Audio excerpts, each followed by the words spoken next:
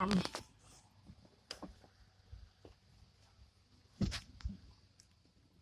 I'm at Eagle Lake in Van Buren, Michigan, Van Buren County.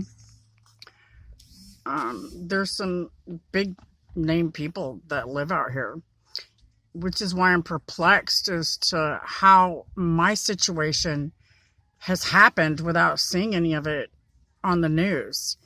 It's a big news story that I literally caught the state of Michigan court ordering foster kids to people that have been to prison for child abuse. At least one of them was. There are other people that they've awarded kids to, foster kids to, that have had their kids removed righteously from their care.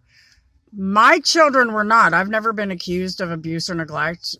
The first time my kids were removed, it was because of something someone else did. Me and my mom got into it in the course of it. It was basically family matters. And to me, the court got way too involved. And there's a lot of other people that agreed to, especially knowing the details of my situation. The second time, it was absolutely political. And because of what I support and what I've done for the majority of my life, and that's basically stood up for people who were not able to stand up for themselves or were just too afraid to. And so that's a lot of the reason that I'm really in shock that these people haven't done anything to help us as of yet. Because what has happened to us is huge.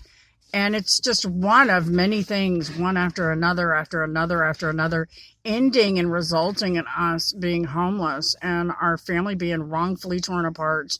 We've wrongfully had our property taken from us just for standing up as victims. And this keeps going on and on and on. Now we're at a position where we're living in our vehicle because we were wrongfully removed from a trailer that belonged to us during the pandemic. And these people knew that they were not supposed to evict anybody because there's not just a federal, there was also a state ban on evictions, which is just really mean and nasty. So these are like huge stories all compiled together, especially when you look at the bigger picture that I called treason on behalf of the police against the last 4 former administrations. Go Trump. That's not the reason that I did it. I did it because it was a legitimate call, and these people have been wrongfully attacking me and my family for a very long time. Some of which are pretty big names within the governmental system. Anyway, that's beside the point.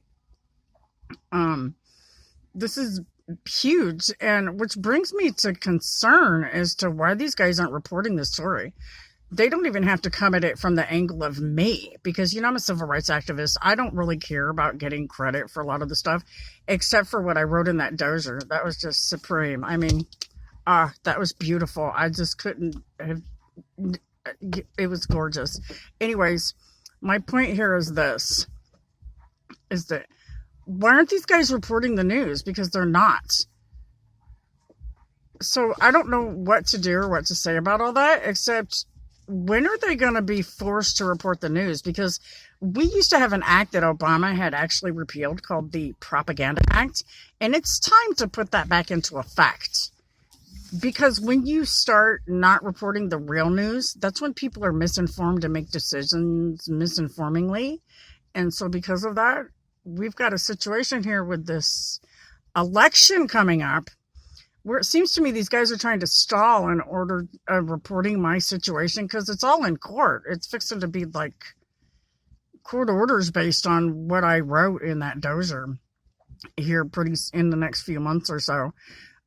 Because of all of that, I'm just wondering, why aren't they reporting it? It dumbfounds me. It's big news. And there's a lot more stories just like mine that aren't being reported in the news. I don't understand what these guys are doing except stalling. And it's just not working because, the pipes have already busted. Their jig is up where the corruption is concerned within the media. So what's going on here? Really, folks? With God's love, God bless America and have a blessed day.